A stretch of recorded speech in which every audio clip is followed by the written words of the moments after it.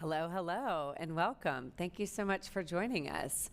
We are going to be talking virtual events today, and specifically how virtual events are outperforming live events. Now, for those of you at home who are already starting to chat and make notes and say, of course they are, because there are no live events happening. What we're specifically talking about today is the number of events, and we're now up to 3 significantly large virtual live events that are outperforming their in-person counterparts. So let me introduce you to my husband, Blue Melnick. Hey everybody, welcome to today's training. Really excited to spend the next 90 minutes or so with you. We are, like Barry said, just coming off of yet another successful virtual event. And it's really funny because this has all happened like within 60 days, right? Like literally less than 60 days. We've put 3 virtual events together that would have been in-person live events, would have been the 3rd year, the 4th year, the 5th year for these clients that we've worked with them. And when COVID-19 went down and it was clear that we were not going to be able to have an in-person event, we quickly pivoted.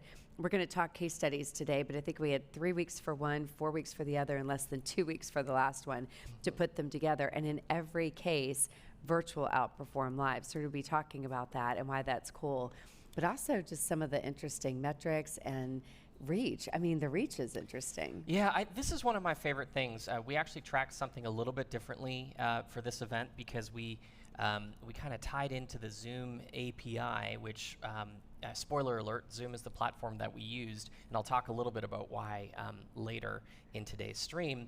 But these are some of the countries that were represented by this particular live stream. This event that we just did, like fresh off the presses, we're excited to talk about it, is I think we had realistically 3 times more people in our virtual room than we typically have in the in-person room, so that's a big win. But what Blue's about to show you is the reach of the number of people. We've never had this kind of demographic at the live event, so let's share that. So, and I can't show it to you because it's a pretty ugly screen. I mean, I guess we could do an over the shoulder, but let's not do that. Argentina, Bahamas, Chile, Costa Rica, Croatia, Dominican Republic, Finland, Kuwait, Latvia, Malawi, Pakistan, Panama, Paraguay, Peru, Qatar, Russia, Serbia, Slovakia, Sri Lanka, Taiwan, Turks and Caicos, Ukraine, Vietnam, Colombia, Cyprus, Guatemala, Hong Kong, Kenya, Netherlands, Slovenia, Singapore, Emirates, Austria, Denmark, Estonia, Israel, Malaysia, Philippines, Portugal, Romania, Thailand, Belgium, Greece, Italy, South Africa, Hungary, India, Sweden, Brazil, Norway, Switzerland, Ireland, Japan, Spain, France, Germany, Mexico, New Zealand, Netherlands, Australia, United Kingdom, Canada, go Canada, and United States. So the really cool thing about that was there was at least one person from every single one of those countries mentioned, and in which many is cases, awesome. a lot more than that. And so for some of you, I think you're thinking about virtual events and how do you figure out time zones. We're going to be talking about that today. But those people stuck with us. Those are actual stats, not just from people who registered or people who checked in, but people who actually showed up and were with us over the course of 3 days. So that's a lot of different time zones represented.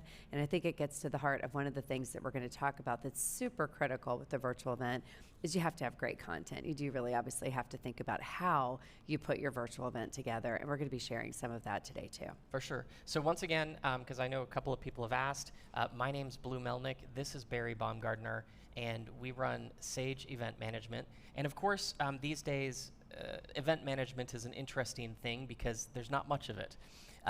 But given what we're doing with virtual... Well, and to give context, we've run in-person events for the last 16 years for some of the biggest speakers, authors, and influencers in the information marketing industry, and some nonprofits and trade associations and corporate. So our bread and butter has been in-person live events for 16 years. We live, love, and leverage live events. And so obviously, like the rest of you, we're mourning the loss of live events this spring, and it looks like marching into summer, something similar. So we quickly pivoted into putting on virtual events.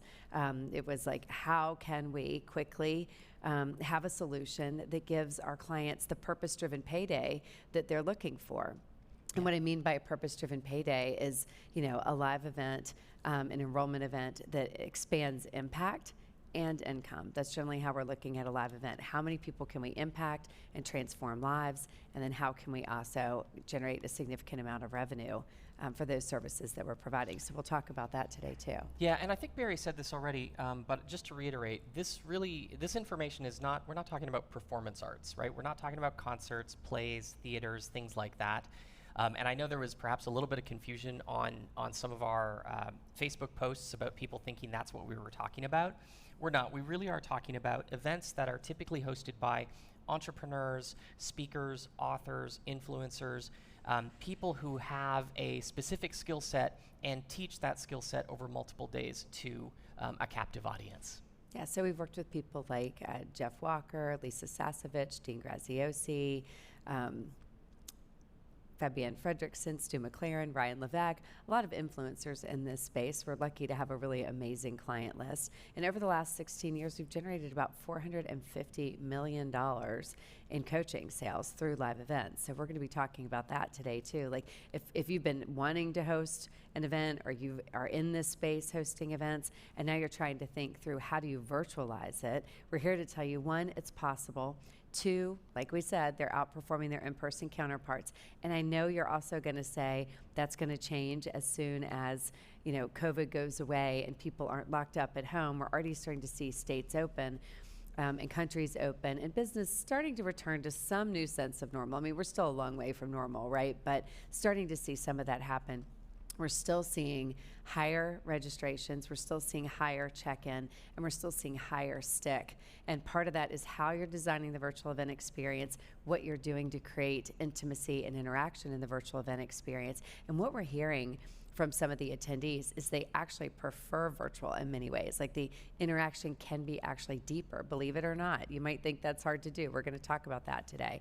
That interaction with sponsors can be deeper, interactions with attendees can be deeper, interactions with the host can be deeper, interactions with coaching teams doing strategy sessions can be deeper. We've tried all of that with our virtual events over the last three events that we've hosted over the last 60 days. So we're going to dive into exactly what that looks like. Now, also, just because some of you may be thinking that this is pre-recorded, I want to say hi to a couple of people. Let's see. Mark said, hello, everyone. Mark Burke. Hey, how's it going, Mark? Nice to see you. Angie is joining us. Welcome. Greetings from Bolivia from G. Penter. Welcome.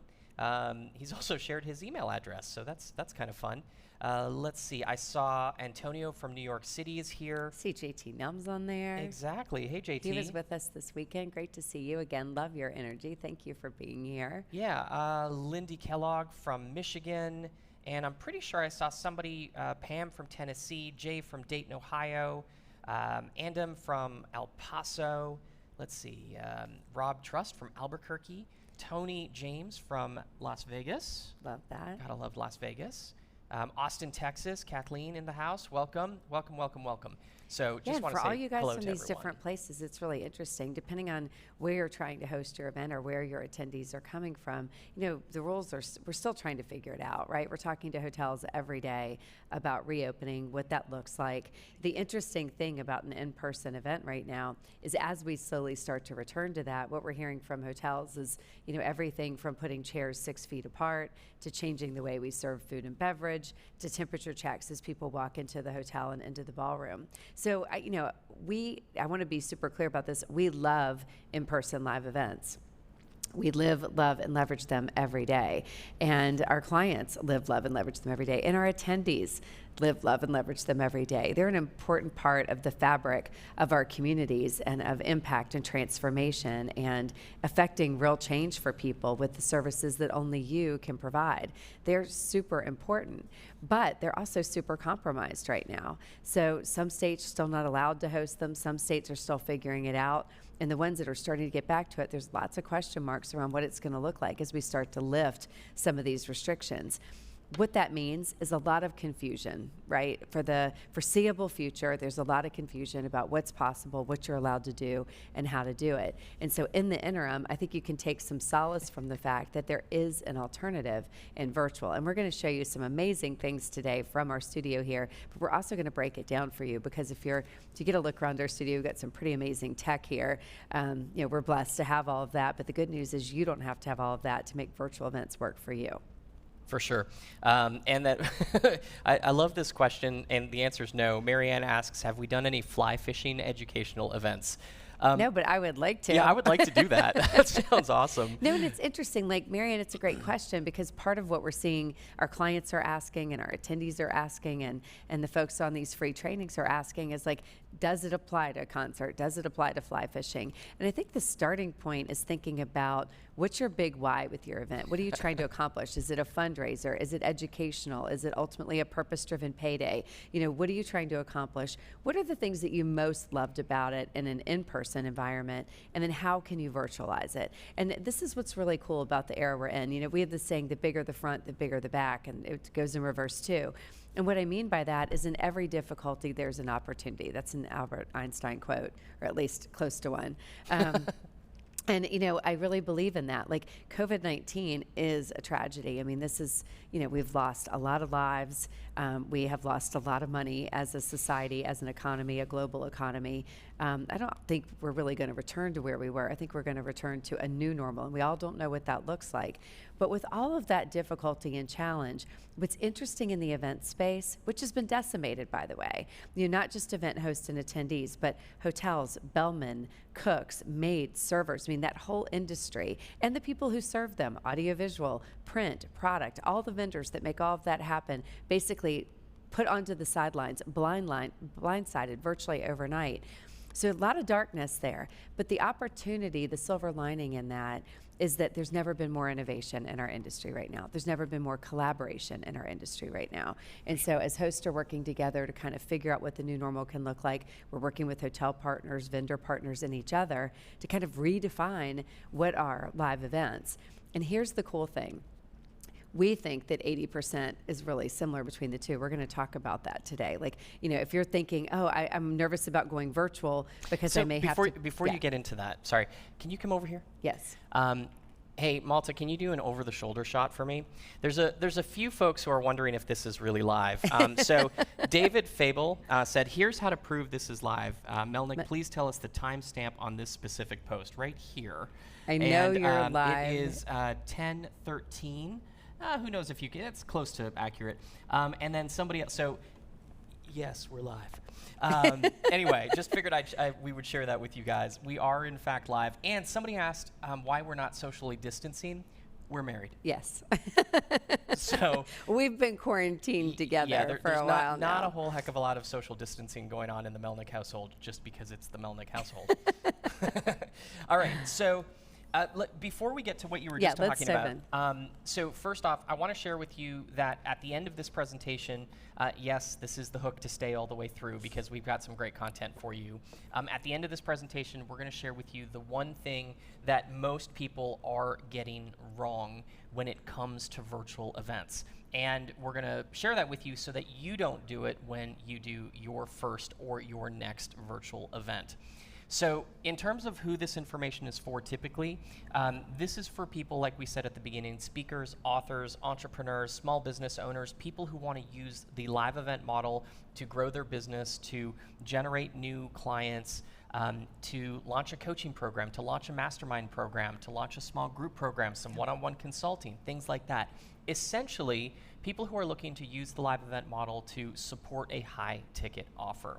And that's what we do with our clients, the people that Barry mentioned. It's what we did this past weekend with Jeff Walker and his team and their launch, or their reopen of enrollment into Launch Club. And here's the interesting thing. That's what we do with our in-person events, but the good news is it also works virtually, like we've been saying. And I was browsing Facebook yesterday, or maybe it was a couple days ago, actually, now that I say this, because well, yesterday I was doing a live event. And I saw two posts that I really, really loved. Lori Brown and Jennifer Deep Stratton. Both of these people are people who have seen some of the information that we've provided over the course of the last few weeks, taken it and implemented it already. Lori actually used a swag bag to get her attendees to show up, which we're going to talk about as one of our 4 show up strategies that we use, which is what we're going to share in this latter half of this presentation. And Jennifer just decided she had a live event that got canceled, like everybody else's live event, and she jumped in and did an in-person virtual event, and she generated the same amount of sales from her in-person event as she did from her virtual event. So congratulations to both of those two for actually putting that stuff together. But yeah, and the most important takeaway, I think, is that it's working on every level. So we're going to talk about that today, too. So whether you're doing an event for 12 people, 120 people, 1,200 people, 12,000 people, there's opportunities in virtual for all of you. So that's also great news for event hosts, whether you're doing your first event or your next event. Exactly. All very scalable. For sure. So, Barry Baumgartner, yes. You were about to get into the fact that the good news with live events, virtual or in person, they're pretty much 80% the same. What it comes down to, that balance of 20% is going to be tech and touch. And we're going to be covering the technology that you need to use, the touch points that you need to use in order to have a successful live event. And the third thing that we're going to be covering today is show up strategies, because none of this matters if the people who sign up for your live event don't actually show up. So and that's one of the big fears in a virtual world, right? Is that they won't show up. They'll register, but they won't actually be there. You'll put all this effort in, and you'll have a small percentage of attendance.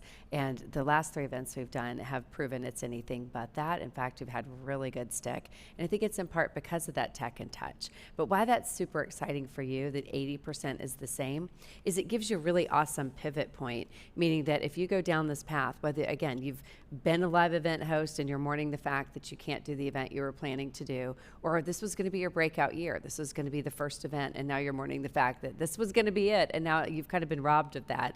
And now you're in this quandary, like, are they coming back? Are they going away? Is there going to be a new hybrid?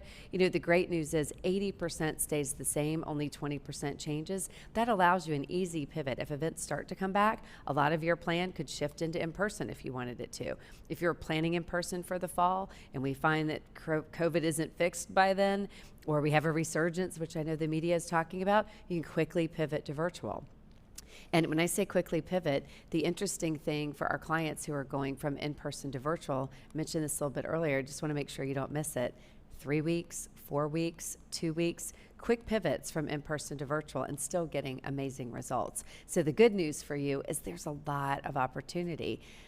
That's exciting. So, if you were thinking that you're going to have to shelve all your plans and come up with plan B, C, or D, the good news is it's going to be simpler than you think. For sure. So let's talk about what this is not, right? When it comes to this, because some people think, all right, live events, virtual events, that's just a live stream. And I'm curious, actually, for those of you who are in the chat, will you do me a favor and just post these in and share with us what word comes to mind when we say virtual event? I'm curious what that is for you. We're going to read them out loud, so you're going to hear them in real time. Exactly. But more proof that we're here. What I will tell you is that this is not a live stream. We are really talking about an interactive virtual event where you get to interact with your attendees and they get to interact with you, and just as importantly, if not possibly more importantly, they actually get to interact with each other. I think that really is the key, too. I mean, for years we've been live streaming our live events, and it is a great way to expand reach, right? People can, be in the comfort of their homes and still, attend your event on some level.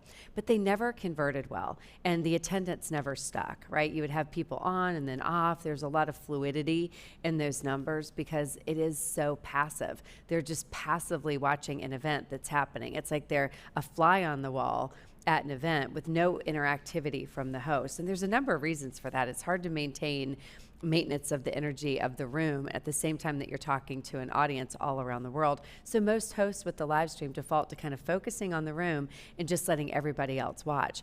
What we're talking about with virtual events and what we're doing, that tech and that touch piece, is really ramping up the interactivity between the host and the attendees, between the attendees and each other, and between the attendees and any other important aspects of the event, whether it be sponsors or strategy sessions or gamifications or whatever it might be. So we'll talk about that today too. For sure.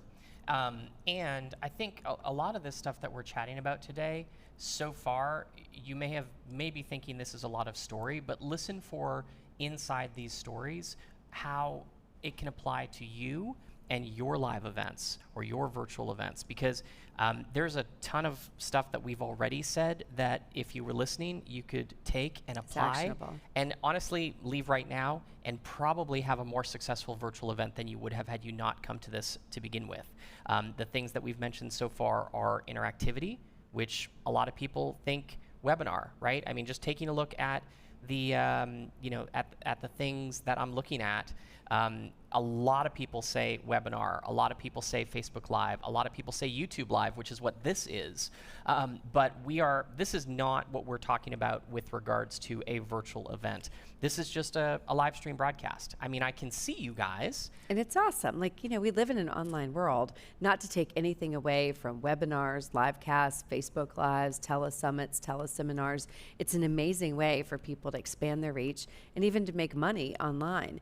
But it's not what we're talking about with the virtual event. And part of why we've spent a little bit of time in this preamble is really to draw a line in the sand to make sure that you're clear that they aren't the same, that we are getting results with virtual that are outperforming their in-person counterparts. Now that we've hopefully sold you on that concept, now let's dive into what it actually looks like. For sure. So there are a ton of options right now when it comes to platforms that you can use to host a virtual event. You've got Bizaboo, you've got Socio, you've got Glisser, On24, Boomset, you've got Eventia, Wova, Sococo, Brella, VFairs, you've got Pathable.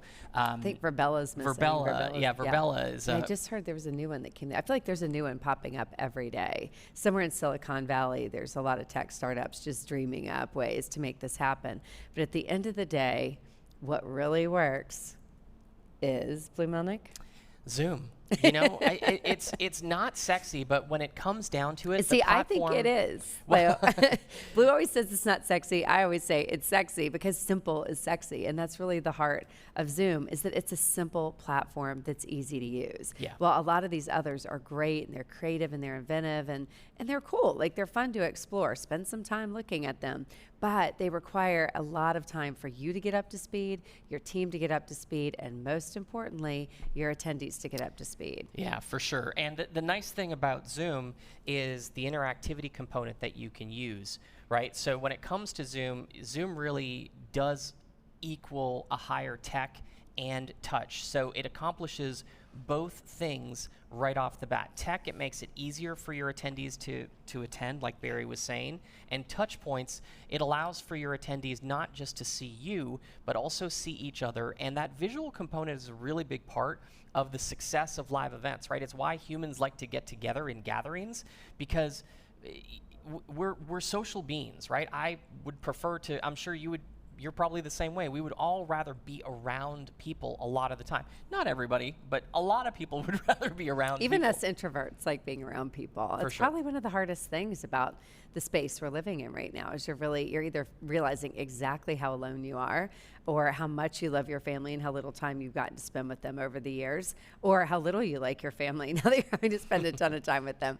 So what's really interesting about the virtual event space is, regardless of which of those camps you fall into, this opportunity to gather and have a sense of community with like-minded people and interactivity is more important now than it's ever been, and Zoom makes it easier than it's ever been. Well, and for those of you talking about, lag inside of a live event, Zoom is a really solid way to do it because of the fact that it is really meant as a two-way communication platform.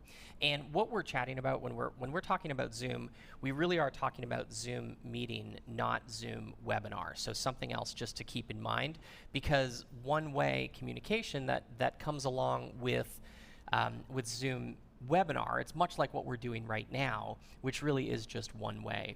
And when you're looking to spend 3 full days together and go through a path of content that leads to an end result.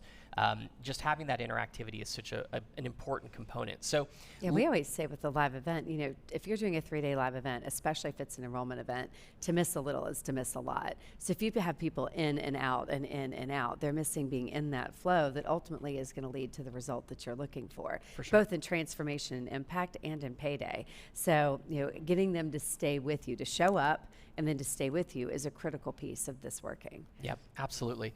So we're going to talk about this from both the audience perspective and the host perspective, because Zoom really does accomplish two really, really important things.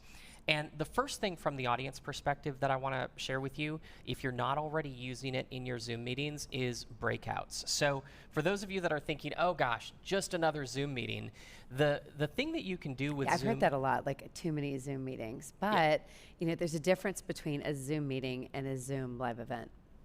And the thing that a lot of people aren't using, but everybody has access to, it doesn't matter whether you have a free account, a pro account, or a business account. And I actually don't remember if that's the order. I know free's at the bottom, but pro and business, I can't remember. But it doesn't matter which level you have, it's the breakout feature. So the breakout feature is just something that you can literally turn on inside of your Zoom meeting settings. And once you do, down at the bottom, you get this little breakout icon that allows you to break your audience into small groups. And where that becomes important and where that becomes really amazing from an experience perspective is giving your audience the opportunity to workshop together, to interact together, to network together. So that's one of the main reasons that people come to live events are those two things.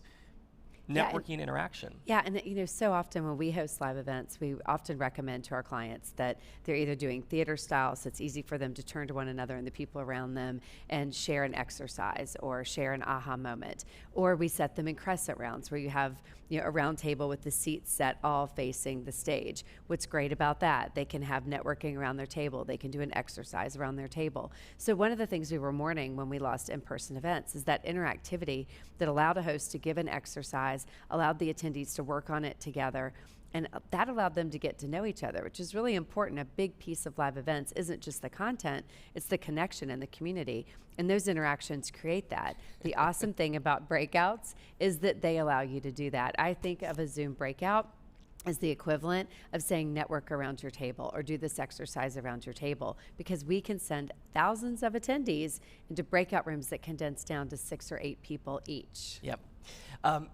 One of the funnier comments that I've seen so far, Sherry asked if this is sponsored by Zoom. No, sadly but it's I wish not. it would Yeah, be. but Zoom, if you're listening, just We're email ready. us, events@poweredbysage.com. We're more than willing to be sponsored by Zoom. That is awesome. I think it's more, Sherry, great question, but in all seriousness, we are trying to get the word out because we're seeing so many people make it more complicated than it needs to be and then decide virtual events aren't doable and or too scary, and so they're not taking it on when actually you could be getting into. And we're going to share you an example today of someone who did exactly this on a small scale. Medium or large scale, you can be using Zoom to go ahead and have that live event you've been dreaming of or that next live event that you were planning. It is easier than you think using Zoom. And believe me, we've tested and looked into all the platforms and landed on Zoom as the one that's the best, the easiest. For sure. And for those of you, there's a couple people who asked a couple questions. Like one of them is how can people choose their own room when it comes to breakouts? So to be clear, when we talk about breakouts, we're not talking about them in the traditional event way, which is concurrence, right? The ability to go to different speakers and hear different speakers talk. We're using breakouts from a networking or workshopping perspective, meaning we teach a thing and then you break people down into small groups and allow them to interact with each other, mastermind with each other through the experience process and allow them to get to know each other, get feedback from their fellow attendees, and then come back and continue the learning process. And the best thing with Zoom, it's fairly automated, so it's really easy to do. You don't have to be a tech genius to send them into breakouts and bring them back. It's essentially the touch of a button. Exactly. A.L. Hall says all things free is helpful. Yeah, I love the fact that the Zoom, one of the things I love about Zoom, and then I'm going to stop gushing about it, but one of the things I love about it is it's not like they all of a sudden give you a bunch of new features if you pay for the service. Whether you have the free account or one of the paid accounts, the only thing they limit you to is a 40-minute meeting inside the free accounts. But you can still sign up for a Zoom account, today, and do a small group meeting for 40 people, or well, really up to 200 people. Yeah. As long as it doesn't go over 40 minutes for free. For those of you that are running masterminds and fulfillment events, this is a fantastic solution for that too. Yeah. Hopin, yep, it's another. I actually love Hopin. I think it's a great platform.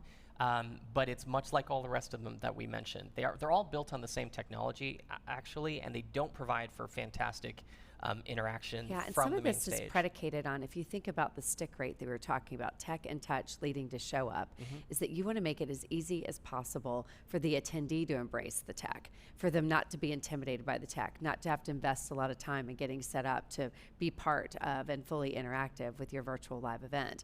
So a lot of people are using Zoom these days. They know how to use it, but it's also fairly easy to embrace. And the best part about breakouts, you control sending them and you control bringing them back. They don't have to take any action, which A, is better for you, and B, is better for them. Yeah, because the like Barry was saying, the challenge with a lot of those other platforms outside of Zoom, and why we'd highly recommend, if you do nothing else today, right? If you take nothing else away from this meeting, or away from this broadcast, is use Zoom as your platform for your virtual events, because it allows for a much more frictionless experience. And the less action your attendees have to take to do the thing you want them to do, the better your results are going to be, because every action that they have to take in order to join a breakout room or to go network with other people, you're going to lose people along the way, especially if your demographic is, maybe not your super young folks, your 30 and unders. If your demographic is like 35 to 65, which is, and our demographics for our clients tend to lean a little older than that, 45 to 65, 70, every action that you need them to take, especially on a website or a technology front, you lose people. So the nice thing about Zoom is that you contain it. Yeah, and to not be age specific, I think sometimes it's just busy entrepreneurs who are like, that's me. Like, I just don't have time to learn the tech. Like, just make it easy for me. I've got a lot going on. I'm going to show up to your meeting. Just make it easy for me. Yep. So. Yeah, exactly. So let's chat a little bit about Zoom from the host's perspective, because it's one of the things that we really love, and that's the gallery view, right? So from the attendee view, the attendee perspective, the gallery view is great because you can see your other attendees.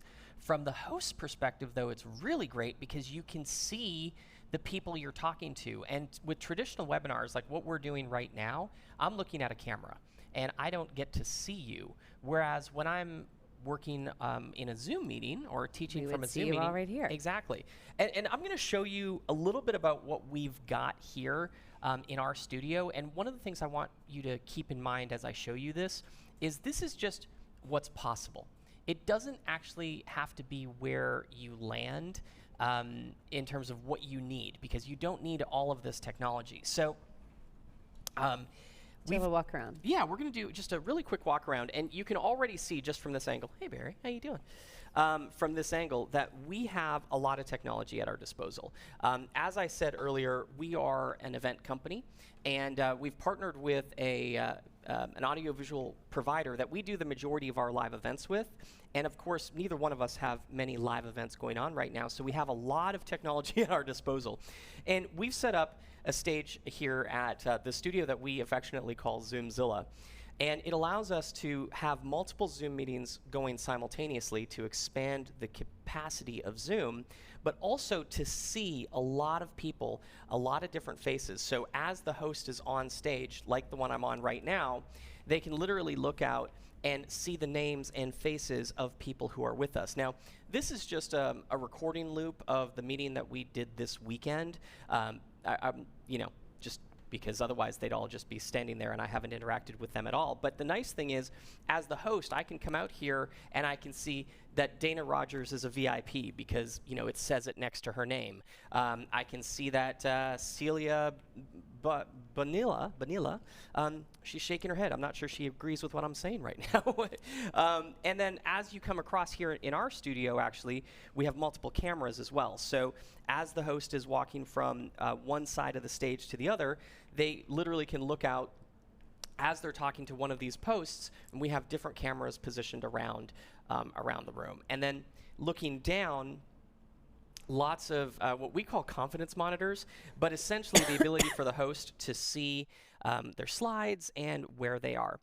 From there, behind us, we have a big screen.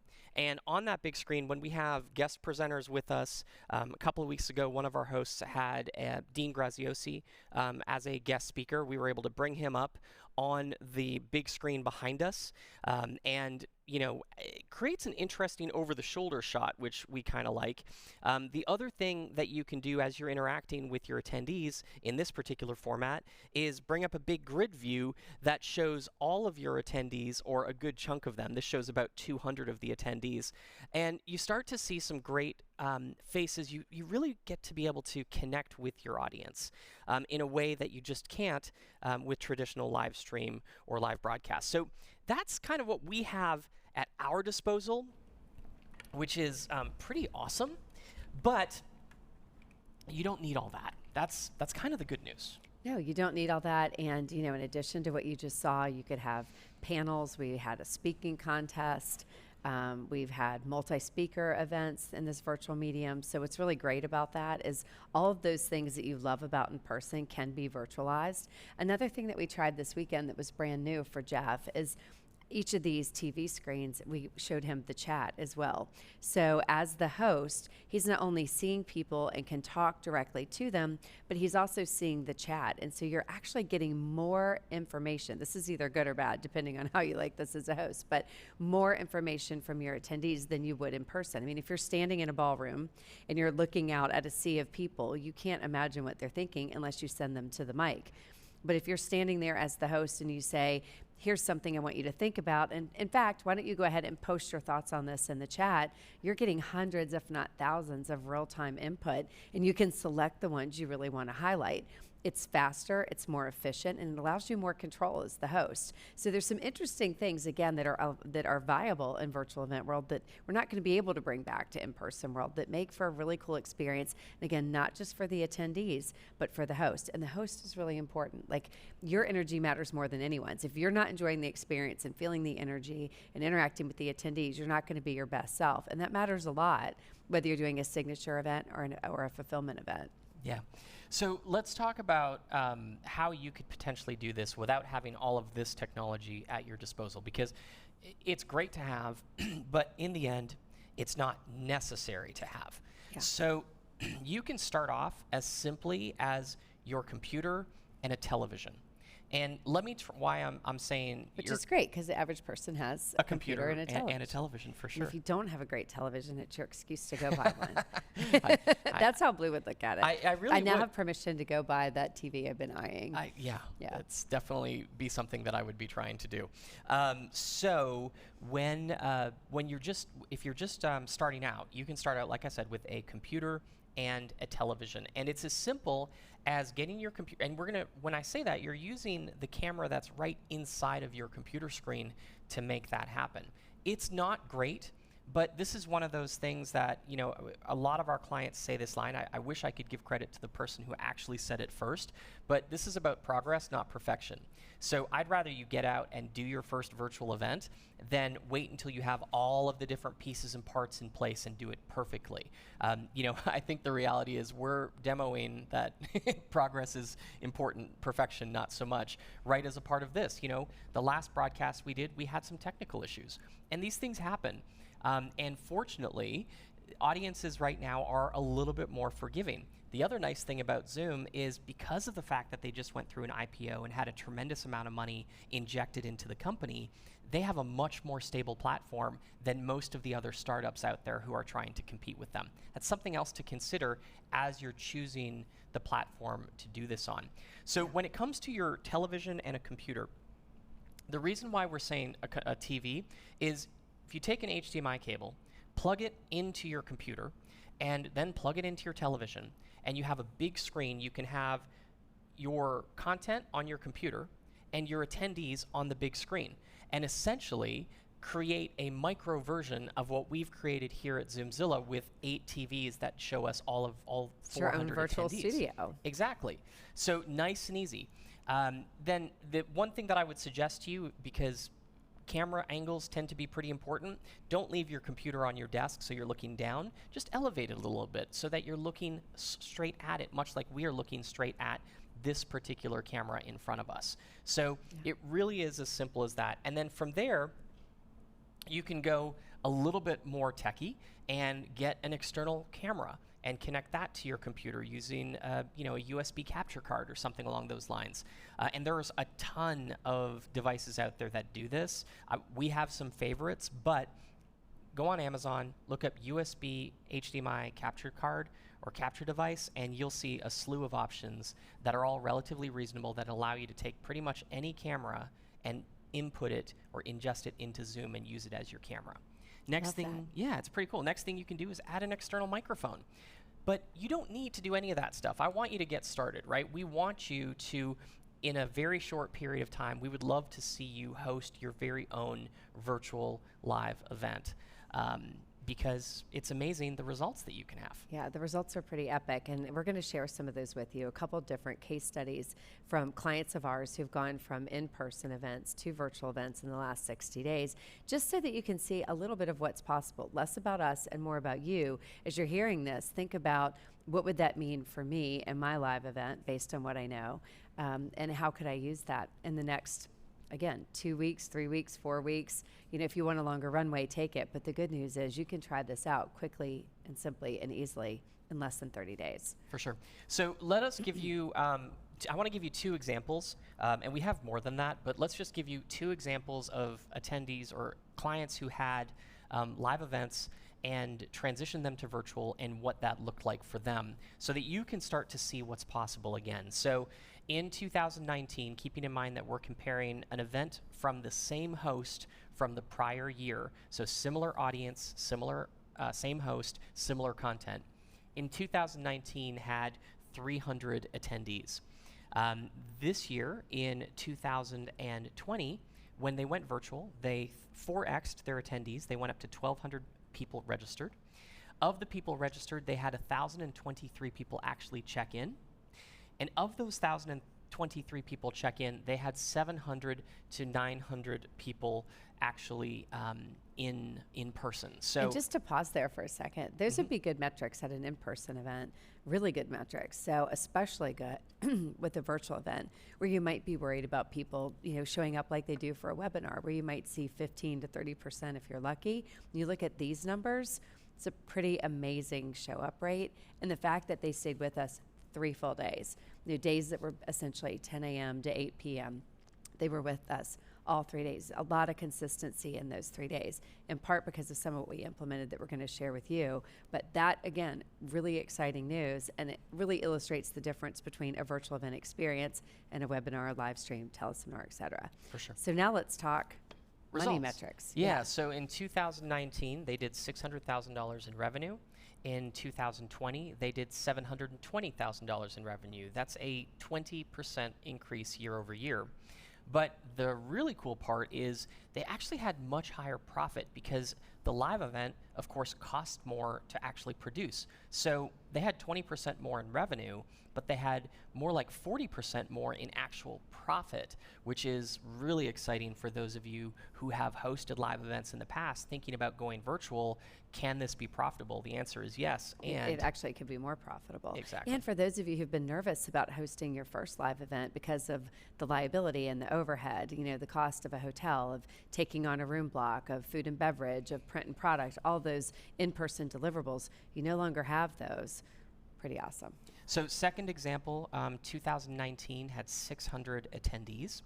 And this year, when they decided to go virtual, they went up to 3,000 attendees registered for the event. They had 2,800 people check in. And in terms of their actual attendance, they had 2,200 to 2,400 people in attendance the entire time. Just to drop to metrics right away, in 2019, that event did about $2.4 million in revenue. And in 2020, they 2.5 times that revenue. So that's a big purpose-driven payday. Yeah. And I say that from the perspective of look at how many more people were served and supported, and what a bigger payday it was for the host. And we really think of it that way, like impact and income, purpose-driven payday. Like, the fact that you can have more reach, more impact, more transformation for your tribe than you ever could before, and have it better benefit you.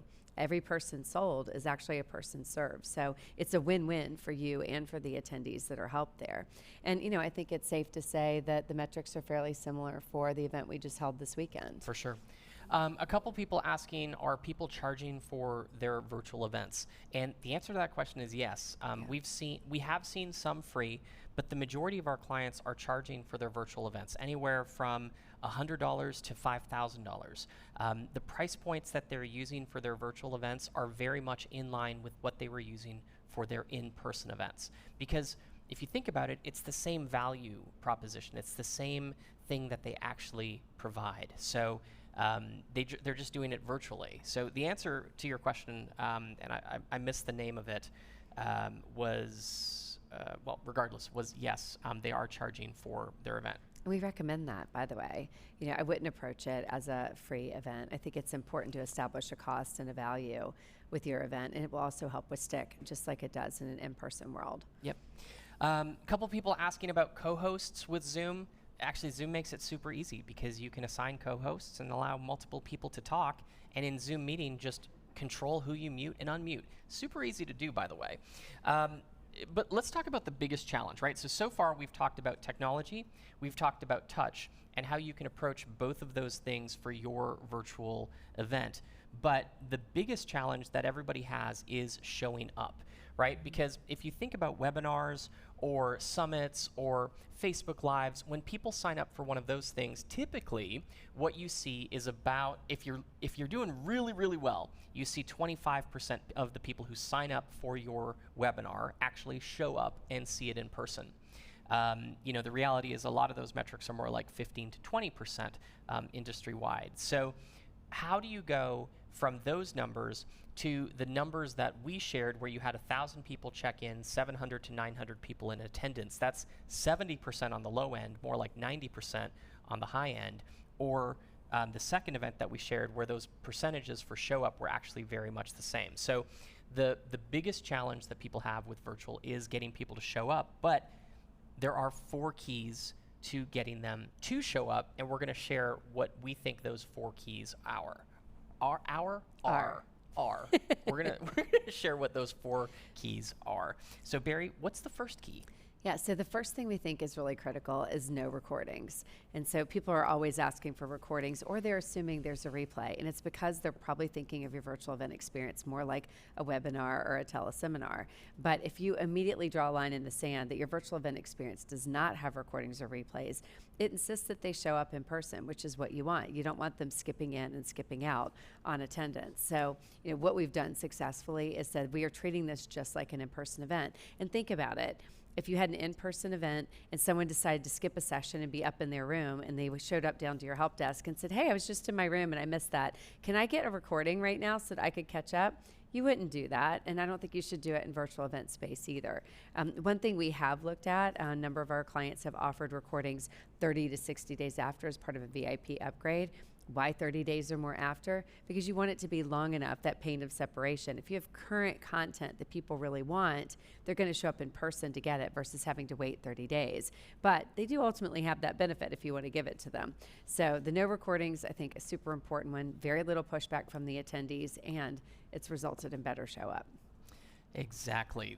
So that's the first key to getting people to show up, is saying no recordings. Yeah. Second key is something that we're calling the swag box.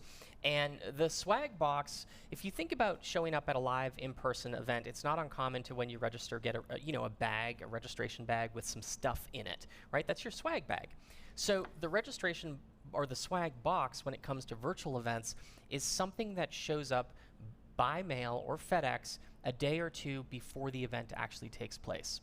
And we do this for a couple of reasons, but the biggest reason, and it's probably the biggest thing that gets people to actually take notice and show up, is there's no better email reminder that your event that you signed up for is coming up than a FedEx guy knocking on your door and handing you a package that has the event name on the front of it, and you looking down and going, oh, yeah, I did sign up for that. That's pretty awesome. When's the last time that happened with a webinar that you signed up for? My guess is it's never happened. And that's why it's such an important line in the sand. Like, this is a different experience. What that says to that person in that moment is this is different. And if this is so great and unexpected, imagine what the virtual event's going to be like. Exactly.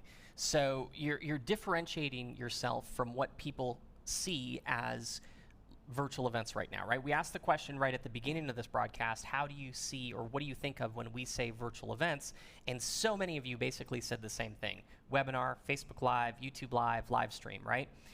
Well, like Barry said, when was the last time you signed up for any one of those 4 things and actually got a physical piece of mail, like a nice box with stuff in it, as a reminder that it was taking place? So it's a teaser and a preview, and you can get really creative with your swag. We've done everything, and by the way, it doesn't have to be expensive. I really recommend less is more. I'd rather have you do one really awesome piece of swag with a great note than try and do 10 that are going to end up in the trash can. So really think about being intentional and what would seed interest in your content, what would get them more excited about coming. What is something that you would keep? If you wouldn't keep it, chances are they won't either. Don't waste your money on that. The goal is just to give them some touch point that makes them more interested, and I think builds in some reciprocity. It's like, oh, you did this for me. I feel like the least I could do is show up. So, even something as simple as a raffle ticket. The first virtual event we did probably a month and a half ago now, we glue dotted a raffle ticket onto the welcome letter that was in the box. And we used those raffle tickets over the course of the week to give away some pretty awesome prizes when they showed up. Must be present to win. So it's a super simple strategy. That is pennies on the dollar that had a really big impact, and people loved it. It was a little bit of, some gamification that we're going to talk about later. For sure.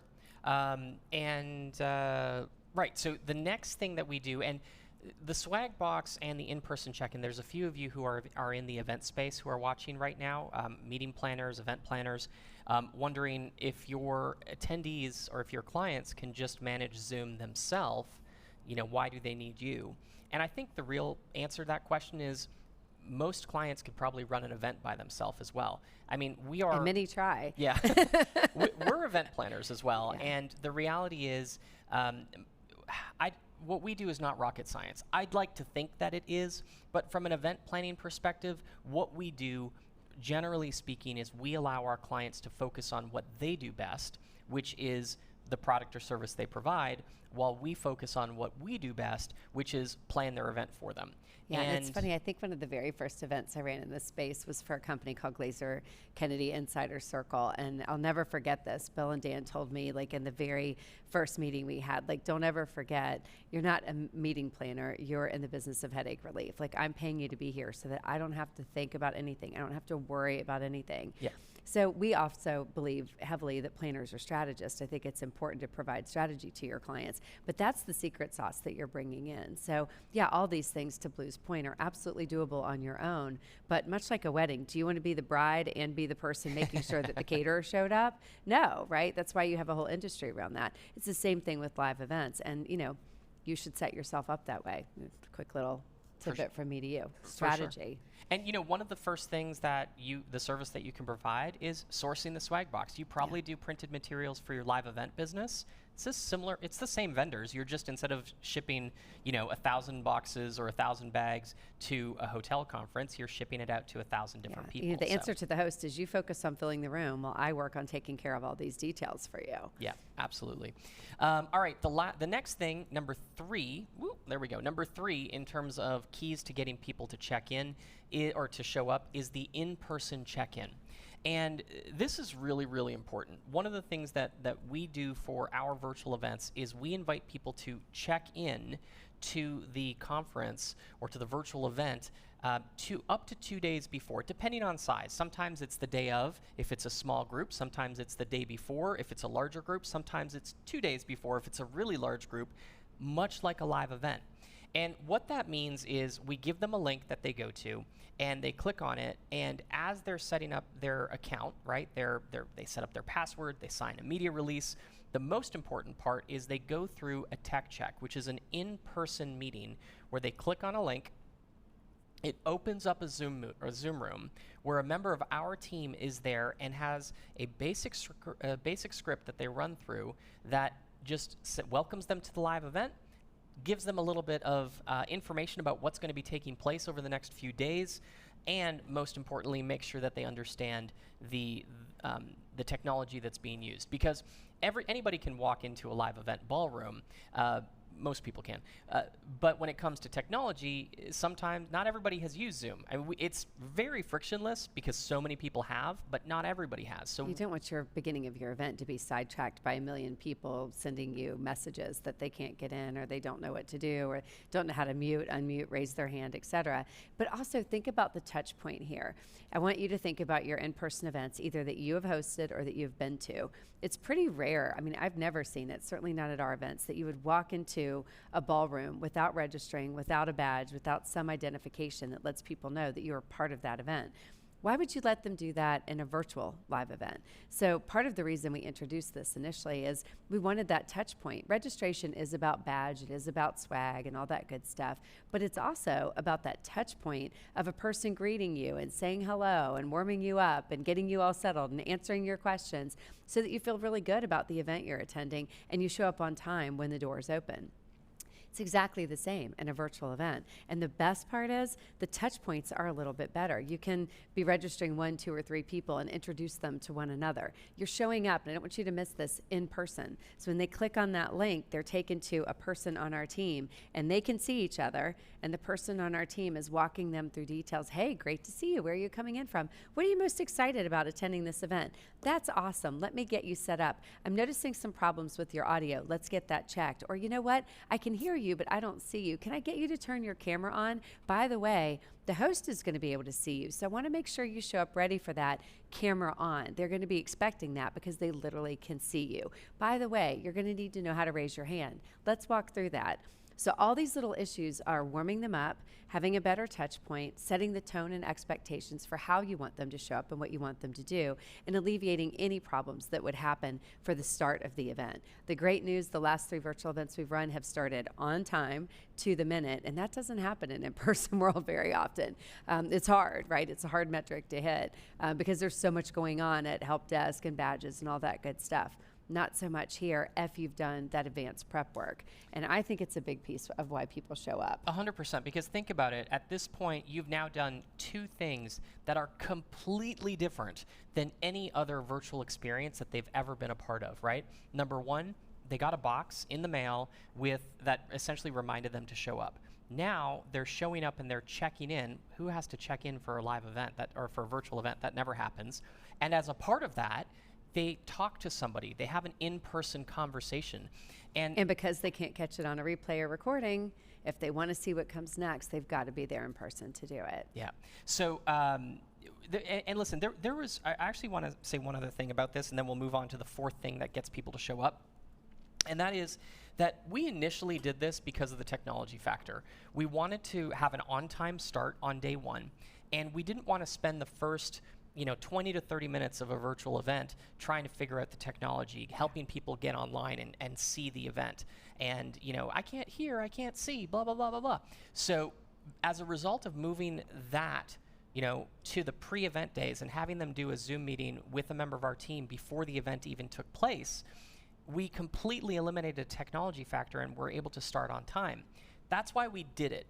Why we're going to keep doing it is the fact that it really creates that connection point with our team, that community factor with each other, because sometimes they wind up in a room with 2 people and our team then says, oh, hey, Barry, meet Luis. You guys are, Barry's from Murrells Inlet. Luis, where are you from? Cuba. Luis is from Cuba.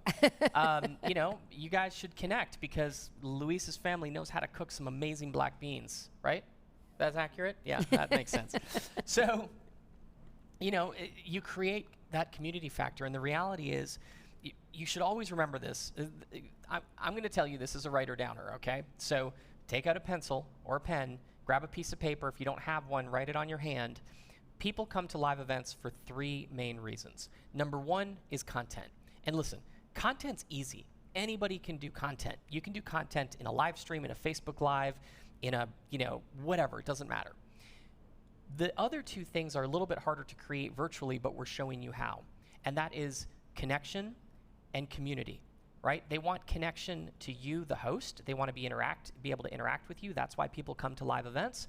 But they also want connection to each other and to create a bond within their community of like-minded people. Because listen, the reality is most of us, if you're an entrepreneur, if you're a small business owner, my guess is most of your friends who have 9-to-5 jobs really don't understand you, right? I mean, we are an enigma. Is that just us, or is it also you? No, I feel like I am 100% an enigma to the majority of my friends who don't have, or who just have 9-to-5s, right? Because we'll get up in the middle of the night and start working, and almost the only thing we talk about is work, and all sorts of other reasons.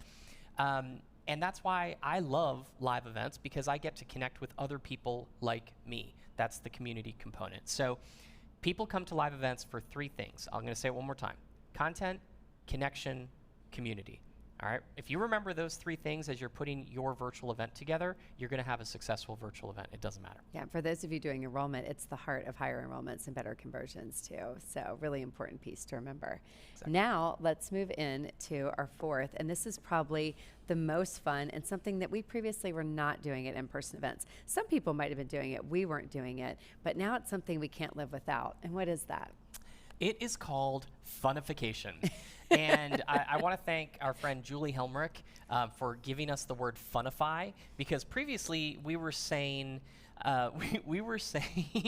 gamification, and I just hate that word. Every time I hear gamification, I think of marketers from 2 to 3 years ago, where it was all the rage and everybody was sending out emails about you have to gamify your course in order to get people to go through it. Doesn't that feel like gaming the system? It's something. It feels like somehow like something you're doing to someone instead of something you're doing for them. But funification, that says it all. Exactly. So how do you introduce funification? Well, so let me first introduce the concept, right? So funification or gamification is essentially the idea of rewarding people for taking the action that you want them to take. So in a live event environment, we want them to show up, number 1. We probably want them to click on the link that takes them into the Zoom room. Maybe we want them to book a coaching zone appointment if we happen to have our coaches available to do strategy sessions over the course of the event.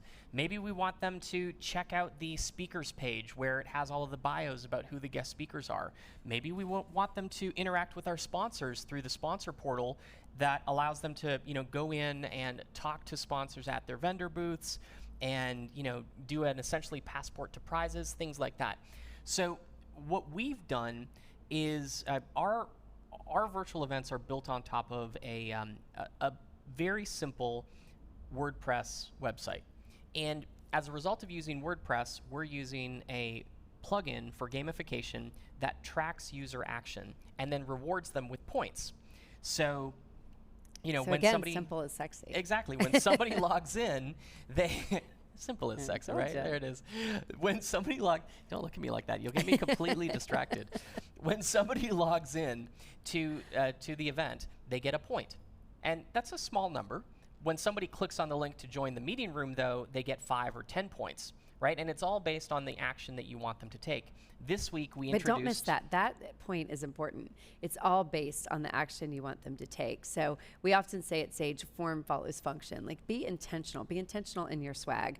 Be intentional in your registration. Be intentional in your funification. What are the things you want them to do? And then if you reward them for doing that and they get addicted to the reward, then they're looking for what we kind of think of as Easter eggs, right? Like, they're kind of following the treasure hunt to find where the points rewards are, which keeps what?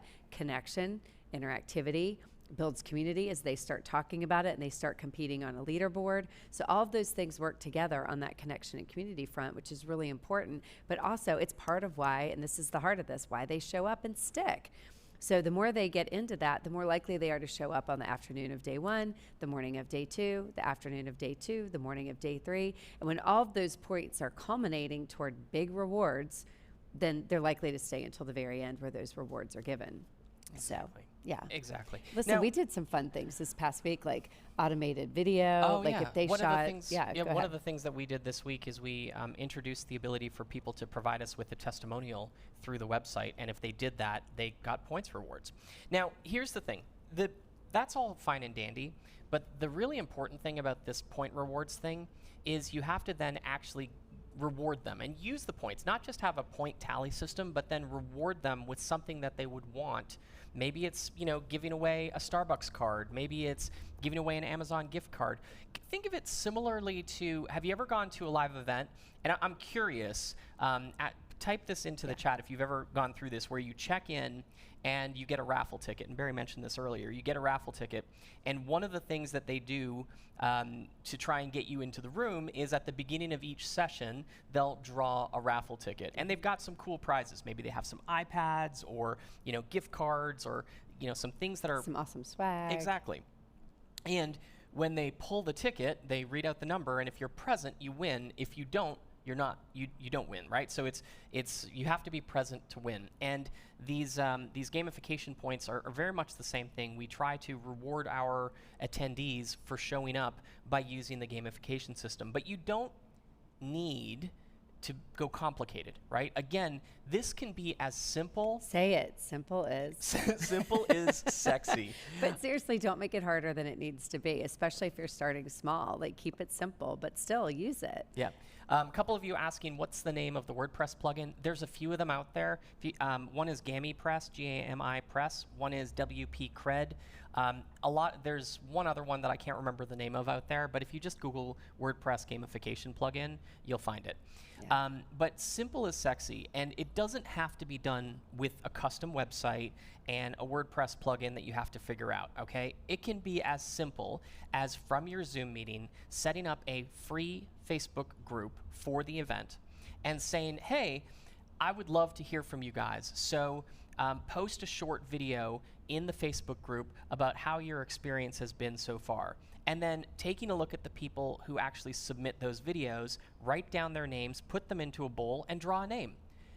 That's super low tech, and it's free, and you can do it, right? So just think about how you could potentially reward people for taking the action that you want them to take without them actually, or without you having to deal with the technology side of things. Because the tech can help you, and it's awesome, but it can also overwhelm you and stop you, and I don't want that to happen. Yeah, and the theme for all of this that we're sharing with you today is you can do this. Like, it is all simple enough that you can do this. And just in case you're doubting that, given the studio we're sitting in and some of the big metrics we're sharing with you, I want to share a story of one of our students who is probably much like you, for some of you, just starting out and trying to figure out how to, you know, she had an in-person event she'd been working through for months. She's a student in our course where we teach how to produce an in-person live event, and she was geared up and ready to go and had attendees registered, and, you know, it was going to be a moment for her. Like, she'd been working for this for 6 months, and then all of a sudden it evaporates due to COVID, and we're going to tell you exactly what she did. Yeah, so Kelly Schaefer, who is awesome, like she said, like Barry said. Yeah, she serves concierges. So Kelly's business is helping concierges build their businesses. She's an amazing concierge, and she's developed a system to literally take them from barely getting by to over 6 figures. So she's incredible, and she was putting on her first live event to help concierges build their businesses. COVID hits, wipes her out. What does she do? Well, she decided to postpone her live event. And with a little bit of prodding from us, we said, hey, you've got these attendees, do a virtual event and do it quickly. You don't have to wait months. So she decided in a 10-day window to do a virtual event. And it was a 1-day event. She had 28 attendees. And from that 1 day, she made an offer for her high-ticket offer, which is $2,000. And she got 6 new students and generated $12,000 plus in revenue. So Kelly went from having to delay her live event, thinking that she wasn't going to be able to relaunch her program, to having 28 people gathered together, using the strategies that we're talking about today, and put 6 new students into her $2,000 program that generated $12,000 in revenue Which in a 10-day I period. like to think of as $12K in a day. Like, that's pretty awesome. Yeah. And what's equally awesome is she's now got a system she can wash, rinse, repeat with other 1-days doing the same thing. And don't miss the fact that that's 28 people, 28 concierges that are out there seeing their businesses evaporate, who are now served by her 1-day event. She gave them amazing content and connection and community. And then for those who wanted additional work with her, they had that opportunity to work with her on a deeper level to take these ideas and put them into action, which is the heart of what an enrollment event is designed to do. All very doable, virtually. It's so exciting. For sure. And with all of this information that we're sharing with you guys, the 3 keys: tech, touch, show up, and then the 4 keys to show up. There's a lot of keys. And then the 4 keys to show up, which is no recordings, swag, in-person check-in, and funification. And funification. These are all things that hopefully make this a little bit more real for you and a little more possible, because in the end, we really just want you to imagine what's possible for you and take action, right? The faster you decide to do this and do a live event virtually, the faster our space comes back. And by our space, I mean the event space, the influencer space. It's the faster that speakers, authors, and influencers are helping their tribes do what they need to do. Your tribes need you now more than ever. And so we can't have your work be decimated by COVID. We have to find new ways to get you out there, connecting with your people and giving them the service and the support that they so need right now. Yeah, and with that, Barry and I, really, we have a lot more to share, right? There's so much more that you can learn. This information hopefully was helpful and can get you started. But I want to invite you to a live event, a live virtual event that we are doing. Barry and I are hosting a live virtual event in a couple of weeks, May 29th through the 31st. And it's called, originally enough, we really put a crack team of marketers together on this one. Easy to remember. Yeah, it is called the virtual event on virtual events. Not just any event, the virtual event on virtual events, because really that's what we're doing, is hosting a virtual event to teach you the business of virtual events. And there's no better way to learn that than to be an attendee experiencing it, so that you get to actually see what it is to be the attendee, to feel what that is, to know, understand what that experience is, but also over the course of doing that, to learn how to do it yourself, simply, easily, and affordably. And we're gonna be doing that from this stage, using all of the stuff that we're talking about, right? You're gonna experience all of the 4 keys, right? The no recordings, the swag box, the in-person check-in, the funification, and then you're also going to experience a lot more than that.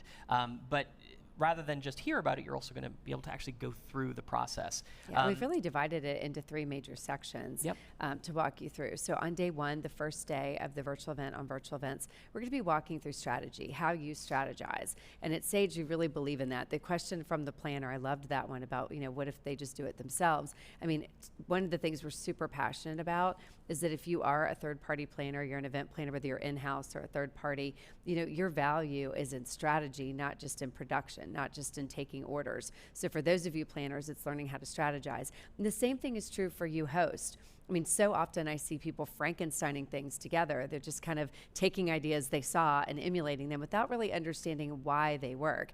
And let me take you back for a second to what we talked about at the beginning.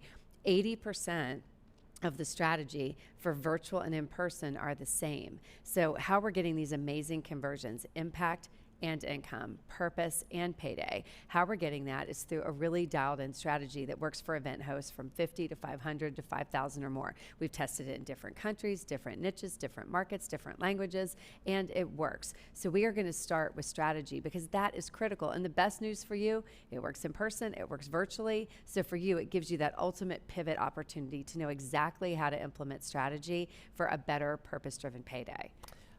And sorry, to answer a question in the chat, somebody just asked, do we get swag yes, for your of course you do. And I have in fact, we were up, can I say this? Yeah, sure. We were up, Christian, I have to give a big shout out to Christian on our team and Megan on our team. They've been working tirelessly to get all of our swag done. And last night at about 1 in the morning, we just put the finishing touches on the workbook that's going into your swag box. That is really all your takeaways. They all get stored there. It's dialed down to something we really believe, subtractive, not additive. It's not a throw everything but the kitchen sink approach, which I think a lot of people make a mistake on, quite frankly. They overwhelm their attendees. I want to over-deliver, but I don't want to overwhelm you. Fine line there, another writer-downer when you're designing your content. Over-deliver, but not overwhelm. So we've whittled down everything into a workbook that allows you to capture all your big ideas, so at the end you're done, and it's your virtual event blueprint. So that I'm super excited about. That goes in your swag box. And I can't tell you what else goes in there because it would ruin the surprise.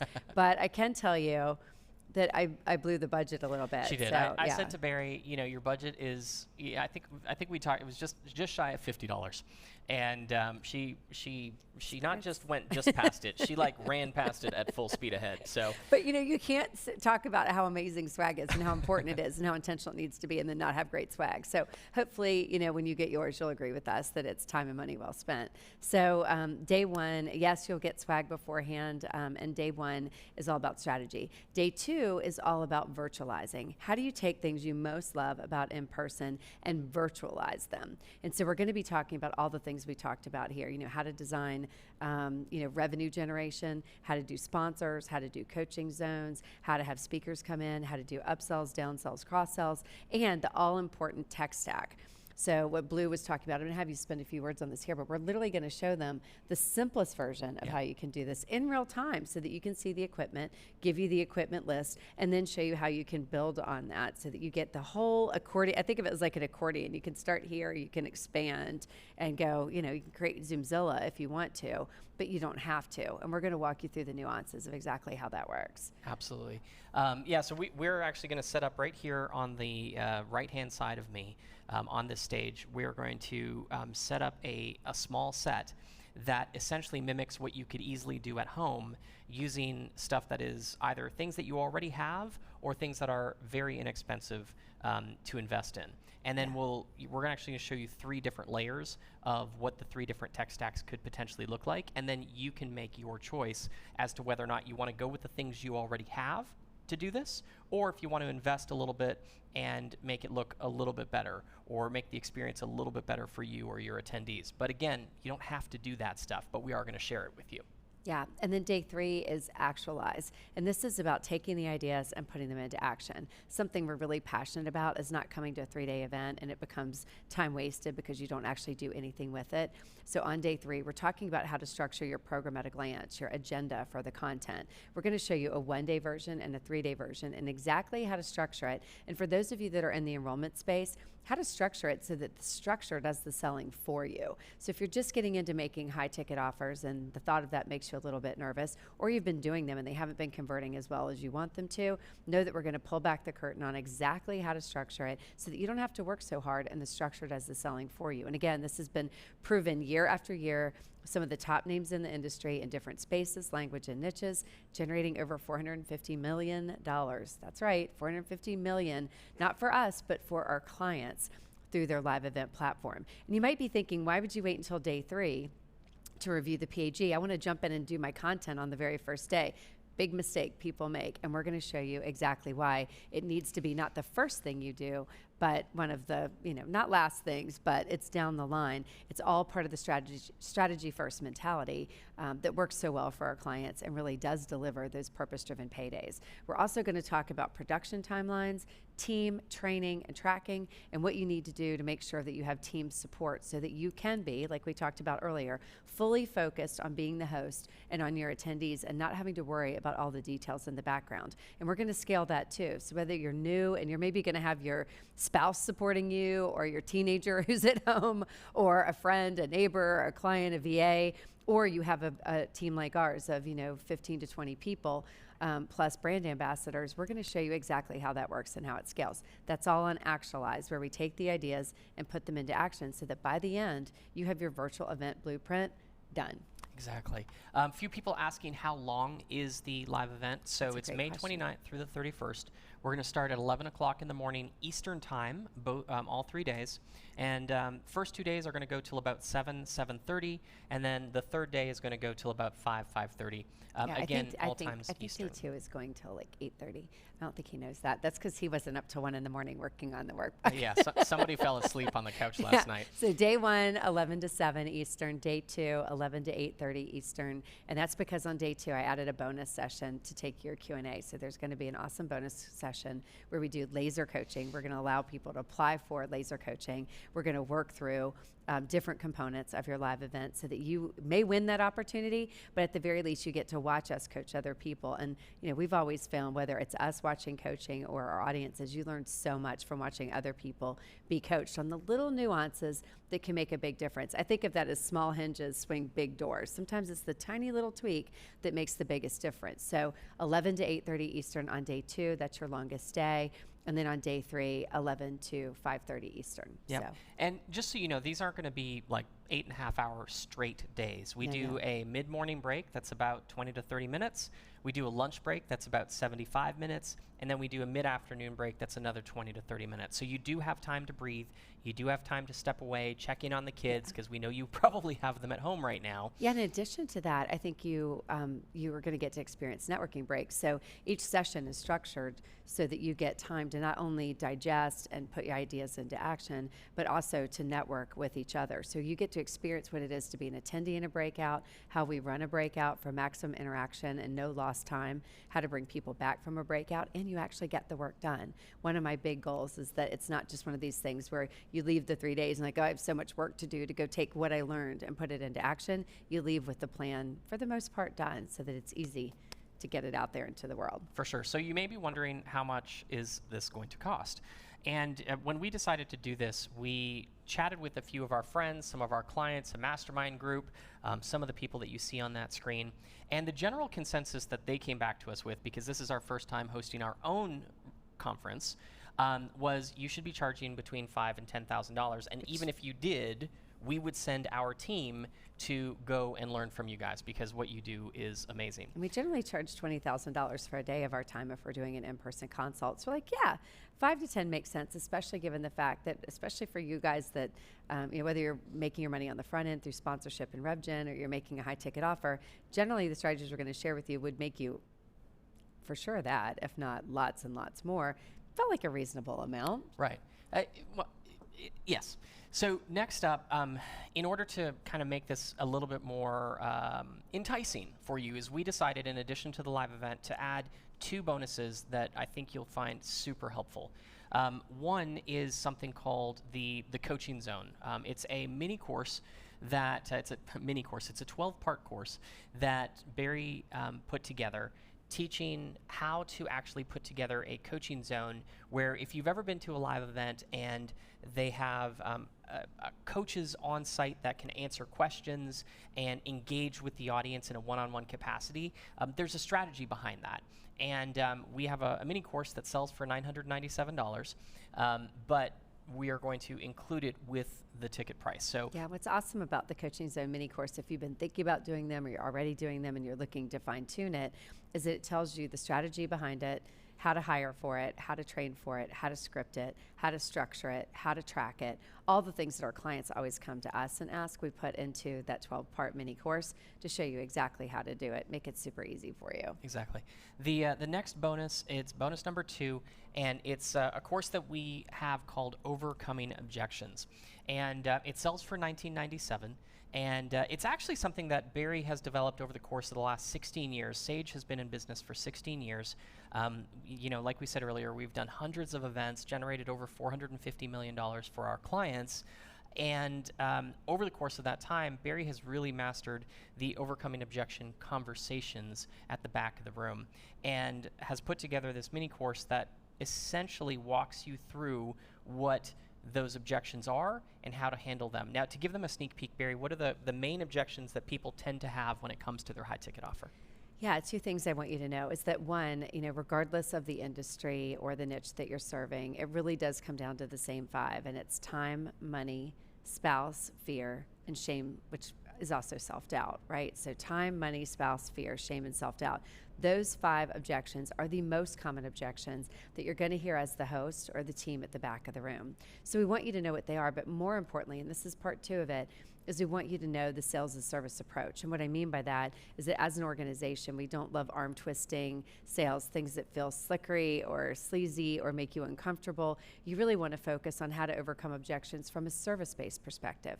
And that's how we get teams on board to do this. Even teams who've never sold before, never had enrollment conversations before, is we focus on the service. How do you serve people and uncovering the questions behind their questions on time, money, spouse, fear, shame, and self-doubt, and do it in a way that really feels good to you and good to them. And one thing we know at Sage is that this business is the long game, right? If you're going to be in this business for a long time, it's building year after year after year. And if you have an inappropriate or, icky kind of feeling around sales, those people are not going to be brand ambassadors going out for you saying, you have to come to this event. It's amazing. But if they have an incredible experience, whether they buy or they don't buy, they will be that. They'll be raving fans who will go out recruiting other people to come to your live event and coming back year after year. The other thing we know is that today's non-buyer is tomorrow's buyer. And so we're going to uncover all of that, not only at the virtual event on virtual events, but in this deep dive on overcoming objections. Because it's such an important part of how you make money, we do sell it for $19.97. But I think we have some good news here. Yeah, so that's over $5,000 to $8,000 in value, over $8,000 in value. And we talked about pricing this at $997, which I think would be pretty reasonable. But Barry and I decided to make it as much of a no-brainer as we possibly could. And the price point to invest and join us at the virtual event on virtual events is only $97. Yeah, 97, which kind of blows even me away. It's basically the cost of your swag box. Yeah. So it covers the cost of your swag. And it's important if you want to join us to get registered quickly, because there is a deadline on swag in order to get it to you in time. But that aside, I think one of the things we looked at with the price point is, given the time we're in, I really look at this as like unprecedented time with COVID and unprecedented opportunity. You've never had the opportunity that you have right now that's in front of you, an unprecedented offer. And what I mean by that is we shouldn't be doing this for $97, and you won't see that again. I mean, it really is something that we're just like, how can we dig deep, give back, share all the things we've learned, and help people make it actionable quickly. And so if you want to join us, it's just $97, and you'll go to this link, pbsage.com/TVE. Again, our goal is to make it super easy for you. This event is in less than 2 weeks, right? Roughly, it's like 2 weeks away.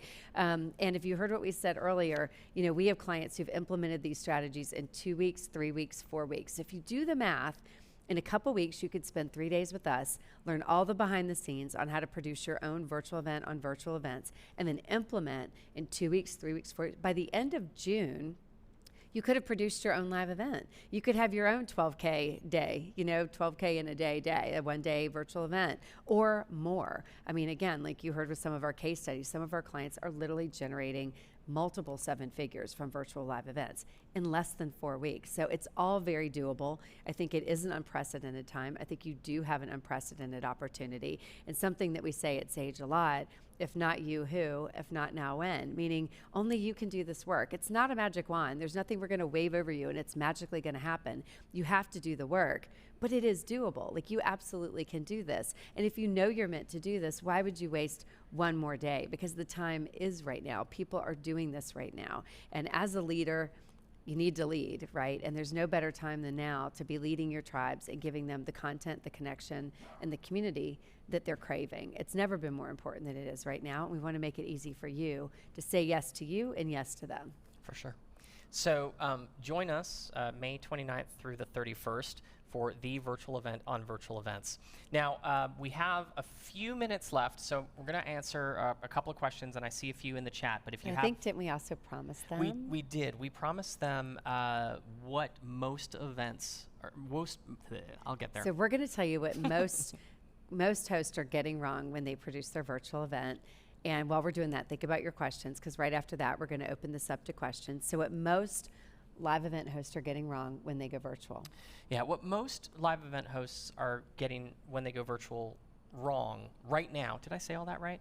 Kind of. I got myself that was in Canadian. So the thing that most people are getting wrong right now is they're thinking of it much like you all did when I asked, what do you think of as when you think of virtual events, which is they think of it like a webinar. They think of it like a live stream, a Facebook Live, a YouTube Live, something along those lines. And with that, what they're doing is they're taking strategies that work in a 90-minute webinar and extending them over 3 days or a full day or 2 days, whatever the duration is. And they're approaching it from the wrong direction. And what you need to be doing, again, if you don't join us for the virtual event on virtual events, and if you're here for $97 to get 3 days of what I think is pretty awesome content and to learn everything that we are doing to take our clients virtual and generate those amazing 7-figure plus results, honestly, I would probably pay 10 times that. If I had me to learn from 2 months ago, I would have paid 10 times that. A lot of sleepless nights Yeah, oh my figuring gosh. all this out. Yeah, anyway. But it is that simple. Like the big reveal is that, what most people are getting wrong is treating their virtual live event like a webinar or like a teleseminar. And it seems simple, but a lot of people are missing it. I mean, even people that you would assume really would get this. Like one of my favorite, stories on this, we were watching the NFL draft. Oh my God. And, watching Roger Goodell in his basement, we're like, wow, he's really getting this wrong. It was so not interactive. And of course, ESPN has everything at their disposal. It could have been so much more interactive with their audience, but they really did approach it just kind of almost like, a webinar, sadly enough. Yep. And so, for those of you, again, we're not putting down webinars. We're on a webinar. They play an important role in our industry, but you can't just take a webinar and say, okay, now we're going to do that for 3 days and expect people from all around the world to show up and to stick with you. It is more complicated than that, but it's simpler than you think. Exactly. So, just remember that virtual events are in fact live events. Yes. So when you're planning your virtual event, don't look at like a webinar that is just extended over time. Look at it like a live event that you then virtualize, right? That's why it's day 2, right? That's why day 2 of the virtual event on virtual events is all about virtualization and taking components that work offline and how to approach them online. A couple of you asked about sponsorships. That's definitely something that we're going to be covering. Because they're working in virtual world, absolutely. Yeah. And you're going to get to experience that. So. Yeah, exactly. Let's see. I'm trying to. A lot of people just saying thanks, amazing content. Thank you guys. We really appreciate it. I hope you enjoyed this. We had a good time sharing this morning after having just finished our very own, well, not ours, but producing a 3-day virtual event that actually a lot of names that are here were actually with us this weekend. I see JT still in the chat hanging out with us. JT, nice to see you here, buddy. And a few others. I see Marie Rios just signed up. Marie, we're excited to have you with us over the course of those 3 days, May 29th through the 31st. So, I'm going to take some questions. Yeah, let's see. What's the link to register? I'll answer that question. pbsage.com, peanutbuttersage.com / TVE. Barry hates it when I say PB Sage because it's meant to be powered by Sage, but yeah, you know. Peanut butter sage is not my favorite, but yeah. Whether you think of it as peanut butter or powered by, pbsage.com / TVE. Yeah, exactly. Let's see. Bob said something interesting. I think that moving forward, all events will be hybrid. Bob, that's an interesting point. I have to tell you, knowing what I know about the effort and time that goes into properly serving an in-person audience, and then the flip side, properly serving a virtual audience, I don't know that it's possible. Yeah. And talking to even some really big names in the industry, we've been debating this, our clients, who I think are some of the best at warming up an audience and building community and interaction. And, the hallucination we have, we say that often, the supposition that we have is that the energy that it takes to truly do virtual events right. And again, we're talking about not doing it as a webinar, having it be highly interactive with breakouts, exercises, talking to the screen, interacting with people, pulling them off the screen and up to the virtual mic on the screen behind us. All of those interactions require a lot of energy from the host, from the team, and even from the attendees. And the same thing is true in person. So for a host to be able to kind of multitask and serve both audiences at the same time, I think is really, really hard. I think what you'd end up, once you understand the depth of what you're doing to create that interactivity, which leads to the stick and leads to the conversions, I think what you ultimately end up with, if you try and do both, is a shortcoming for both audiences, like both of them feeling underserved, or I think your natural inclination will be to cater to the audience in front of you, which at the end of the day makes the virtual audience a live stream. And we've already been there and done that. We know it doesn't work well. So it's interesting. I mean, we're all debating the hybrid, actively debating it, with some pretty big names for the fall. And I have to tell you, at the end of the day, we're all kind of concluding hybridization is probably not there. But what I do think is likely is that it will become an and, not an or, meaning that people will do virtual events and they'll do in-person because they realize virtual does some things in-person can't do, and for sure in-person does some things virtual can't do. We already have clients who've experienced virtual who immediately said, next year we're doing both, regardless of what COVID is doing, because they're performing so well and because they cater to audiences differently. Yeah, for sure. Okay, so a couple questions. Somebody asked, can we speak to the upgrade option, JMG? So yes, I'll say it just really quickly. There's actually a short video that describes the upgrade option after you register. So much like we are taking our own medicine, right? So we are going to be using those 4 keys. Number 1, no recording. Number 2, swag box. You get both of those things. Number 3, in-person check-in. Number 4, funification. All 4 of those items are going to be in use at the virtual event on virtual events, in addition to all the other strategies that we use with our clients. So you're going to get to see it all in action. There is an option to upgrade your ticket to an all-access pass. It's an and additional... guess what? You'll get recordings in 30 days. Exactly. Just like we talked about tonight. Exactly. So that's one of the things. But, you know, we are going to be talking about VIP experiences because it is a big part of revenue generation at virtual events, just like it is at in-person events. But for you guys, for VIP, we just want you to experience what it can look like. So for those of you who do all access, you're going to get benefits like having Q&A with Blue and me at the end of every night. Cocktail hour at the end of the night. Yeah, cocktail hour with some swag surprises along those lines in your boxes if you're all access. But yeah, so cocktail hour with us, and that's designed to actually answer questions. So we know that you're event hosts that want to learn this, so we're going to do deep dives with you in a much smaller environment where we really approach it as ask us anything. You can ask us anything you want, peel back the curtain and get all your questions answered so that you're really ready to put these ideas into action. And then to support you on the back end, because we know what happens is a lot of times you attend 3-day events and then you end up with questions once you get home, like the bubble burst, you get back home, you start trying to implement, and you run into a challenge or an objection or a question. And so if you are all access, you're actually getting a strategy session with either me or Blue, one-to-one strategy session post-event so that we can work through all of those post-event questions that come up. For sure. Let's see. I'm going to say this one other thing about all access, and then I'm going to answer a couple of other questions here before we wrap for today. The video recordings, we're doing something pretty awesome with. The video recordings are going to be completely indexed and searchable.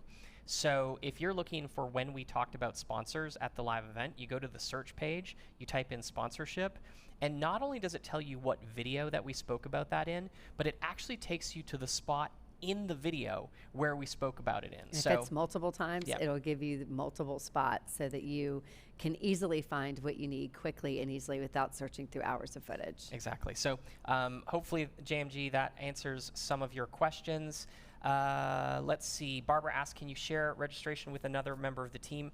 You know, Barbara, because of the swag box and how reasonably priced the event is, the answer to that question is no, not really. Let's see. I'm trying to think if there's anything else. I'm just kind of skimming through some questions. Well, today's presentation was recorded, Guillermo, and as soon as we press pause on this presentation, it'll actually become the replay, so you'll be able to just watch it on this page if you want to rewind. D. Baker asked if there's a monthly maintenance fee. This is a one-time in-person live event, so no, it's the $97 to register. Right. Love what JT said, right? Talking about live events and whether or not people will get back together when the world comes back together. And I think the answer to that question is yes, because people love to be together, right? Yeah. Content, connection, community. Remember those 3 things. The connection and community is why we all get together in person. But he also mentioned that not everybody wants to get on a plane. Not everybody wants to pay for that hotel, pay for the plane ticket, pay for the meals out when you're on the road and you go to a live event in person. The nice thing about a virtual event is you don't have the plane ticket, you don't have the hotel costs, And your meal costs are much like they are when you're at home normally, because, you're at home. So it's a lot more reasonable and a lot more approachable. If you remember that list of countries that I mentioned right off the bat, for countries that joined us for this past weekend's virtual event. We've never had that kind of reach in that specific audience before. We've always had some international travel come in, but not to that extent that we got this past weekend. And that's true of all 3 events we've run. Part of the growth in the attendance is the global growth and the global reach, which is pretty awesome when you think about it, again, from a service perspective, especially now with COVID happening, because the world's being impacted by this, not just the US. So, the fact that you can reach out and support people in any country with your methodology and your brilliance is pretty awesome. Yeah. So with that, I want to say in closing, I hope you join us. We're really excited about the virtual event on virtual events. And if you don't join us, all good, right? We wanted to share some information today that hopefully get you inspired to take action and host your very own first or next virtual event, because we really believe that this is something that can allow you to serve your audience right now when they need it the most. So I would say, regardless of whether or not you join us, and I hope you do, that you get out there and produce your first virtual or your next virtual live virtual event. With that, I'm going to hand the floor over to my beautiful wife, Barry, for closing comments. Yeah, I think the one thing that really comes up for me is that in the last 60 days, this pivot from in-person to virtual has allowed us to, mourn the in-person events we lost and move on with new momentum to something that in some ways is even better. And the one thing I know to be true right now in our world is that people need you now more than they ever did before. Whoever your tribes are, they're looking to you for leadership. They're looking to you for content that's current in the moment. They're looking for a connection beyond their living room. They're looking for a community of like-minded people. And that's where you come in. You know what you're extraordinary at, and there's only one you. And only you can serve your tribe the way you uniquely do. And so I think it's a real gift to have this opportunity to not have people have to sit on the sidelines, host or their audiences. The fact that you can meet them exactly where they are right now and give them an opportunity to go forth and prosper. I mean, I really believe it's what's going to bring us out of this crisis. Entrepreneurs banding together, finding new ways and new platforms to get the word out and to get people back into motion again. I think we're going to get, we often say in this industry that the pendulum swings, right? When the economy swings, the pendulum swings. And certainly the hospitality industry has always been the first to see it go in a recession and come back when the economy comes back. This time, the pendulum has swung so far out that I don't think we're ever going back to where we were before. We say a lot, the new normal, and it's probably an overused term, but I really do believe we're going to come back to a new normal. And in this new normal, all these innovations that are happening while we are dealing with the COVID crisis are going to find their way into in-person events, and I think they're going to be, like we said, an and not nor. But regardless, the thing that we're most excited about for you is that 80% of in-person and virtual are the same. So if you are a speaker, an author, an influencer, if you have a tribe, if you're dying to get the word out, for getting the message there, for having real impact, for leaving a legacy, and of course, for building your own time and money freedom through income, there's no better way than a personal, purpose-driven payday. Like, we so believe in live events because they are that impact and income for you and for your tribes. So the fact that you can take this information and quickly pivot is sort of like teaching a man to fish. It gives you everything you need to create your own economy, which I think is really critical right now, to not be waiting for someone to give you a PPP loan or get unfurloughed or get your job back or negotiate your new salary or your reduced salary or whatever it might be. You can literally create your own economy right now. And in that economy, experience is the new currency. So if you know how to create incredible live in-person event experiences and incredible virtual event experiences, you literally have the keys to the kingdom to do anything you want to do, to create 12K in a day or to create 7 figures in a weekend. It's a super exciting time to be us. And I didn't think I'd be sitting here 60 days ago telling you that. But I'm delighted to be sitting here right now telling you that. So if you know you're meant to be in this space, I hope you'll take full advantage of virtual events, whether you join us or not. And if you really want us to peel back the curtain and share with you how you can do it simpler, faster, and easier, I hope we'll see you May 29th through the 31st. We're going to do everything in our power to really serve you and make it an incredible 3 days, the arm you with everything you need to do to go out there and have your own purpose-driven payday. And the thing we most want you to remember, it's a mantra here at Sage, is no matter where you are, no matter what size your event, whether you're a first-time event host or you're hosting your next event, there's one thing to remember.